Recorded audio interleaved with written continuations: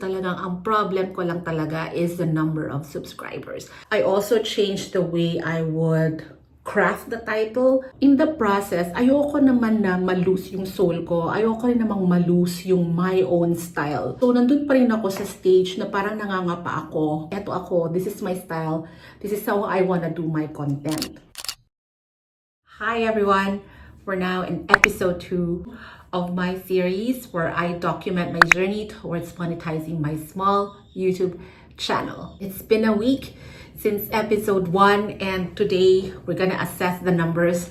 Nasan tayo? What happened during the week? What were the changes that I made? And nakatulong ba itong mga changes na ito sa aking channel? From last week, meron tayong mga konting in-implement na changes in the way I do my videos. So last week, nag-report ako sa inyo na I had 260 subscribers. This week, nag-increase tayo ng 14 subscribers. So we're now 274. Yay! Thank you so much to everyone who subscribed to my channel. Like, guys, I really appreciate you helping a small YouTube channel like me. I hope you find information in this channel helpful, and I'm open to hear your comments and suggestions. Please help me improve by letting me know what you want to see, what you want to hear, and if you're happy with what I'm putting out here, please also let me know so that I am aware of how you feel about my videos. So as I was saying, from 260 subscribers in 1 week, our channel grew to 274. We also saw some improvement in watch hours. So this week, ang total na nating watch hours ay 2,987.3. Yay! Konting-konti na lang, mga ka-4,000 watch hours na tayo. So talagang ang problem ko lang talaga is the number of subscribers. I'm really getting a lot of views and watch hours from non-subscribers. And I see that non-subscribers keep on returning and they are watching and rewatching some of the vlogs, specifically the Taiwan vlogs. And I'm really happy that they find my Taiwan vlogs helpful. So what I need to do is to replicate or even improve the Taiwan vlogs in my next travels para yung mga tao will continue to come back and also find my content helpful. Yung total number of content natin also increased to 64. Nag-release tayo ng 3 videos in the span of 1 week. So, nandyan yung ating best breakfast buffet near Metro Manila. We also did the 1,000 pesos challenge in Mitsukoshi Mall. And then yung ating first of the series ng ating journey towards YouTube monetization. All of those long form videos were released in a span of 7 days. So may mga konti tayong binago in the format ng ating videos. I also changed the way I would craft the title and also the thumbnail. Meron din tayong konting changes na ginawa in terms of like the description and the tags that I used sa mga videos. Hopefully yung mga changes na to talaga yung naging reason why more people were coming into my channel to check my content and also to subscribe. So, nag-aaral ako, guys. As I said in the previous series, in episode 1, I continue to learn as I go along. So, I am continuing to learn. I'm really studying. May mga tips tayo nakuha on how to tweak the title as well as the thumbnail. Pero alam nyo, guys, I really want to follow that, no? Because I really just want to understand how YouTube algorithm works. Pero, in the process, ayoko naman na malose yung soul ko. Ayoko rin namang malose yung my own style.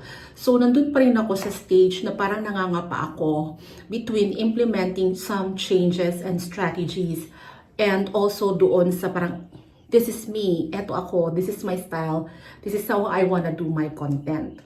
Dun sa isang video ko, yung sa LeBlanc video, actually may nag-comment doon. Ang sabi niya, maganda na sana yung vlog, kaya lang daw ang haba ng intro. And I really appreciated that comment, to be honest. Kasi that was the very first video na nag-incorporate ako ng changes. So, nandun ako sa process, like trying to understand ano ba yung tweaks na dapat kong gawin. And what are the tweaks that will work and what won't work. So, nung sinabi niya yun, yeah, gets ko na. Actually, in the process of editing, nafe-feel ko na rin parang ang haba ng intro, ang haba ng intro. But let's give this a chance. Kasi ito yung na-pick up ko doon sa inaaral ko, doon sa binabasa ko. But yun nga, I see the point. So I'm gonna improve on that moving forward. Yan lang muna yung magiging update ko for this week. I am also planning my future content. I will be traveling out of the country again, and hopefully mas marami akong travel content na mapuput up in my channel. So abangan nyo yan, guys. One of the things that I'm thinking about pag nag-upload na ako ng mga travel videos ko would be to do like topical, and then also like a vlog style na parang this is what happened to me in a day. But I also want it to be very informative. So magiging topical din siya in a sense, like one video will be just dedicated for hotel room tour, then one video will just be dedicated to like cafe hopping ideas, or isa naman is just a review of like a mall or something. But at the same time, I would also want to give some vlog flavor. I also want to present it in a vlog format para may idea rin ng mga tao like ano ba yung nangyayari na typical day while I'm in that country, saan kami sumakay to get from point A to point B, etc. Magkano yung nagasto. So I'll try to also summarize the entire trip by putting out a detailed itinerary and budget vlog. I'll probably come up with a video that will describe, the full details ng itinerary, budget, at saka maybe shopping haul. So yan, let me know guys if you think that will work, or if that's something that would be helpful for you, because I understand that some people don't want to watch my vlogs kasi you don't know me or hindi naman ka-interested sa buhay ko, and that's fine. But some of you would also want to know from me, magkano ba yung taxi ngayon dyan? Ano bang station ang bababaan ko pag kailangan kong pumunta dito? Or, naisip ko rin magstay sa hotel na yan. So, ano bang review? So, baka some of you might want like a topical approach. So, I'll also come up with that kind of videos.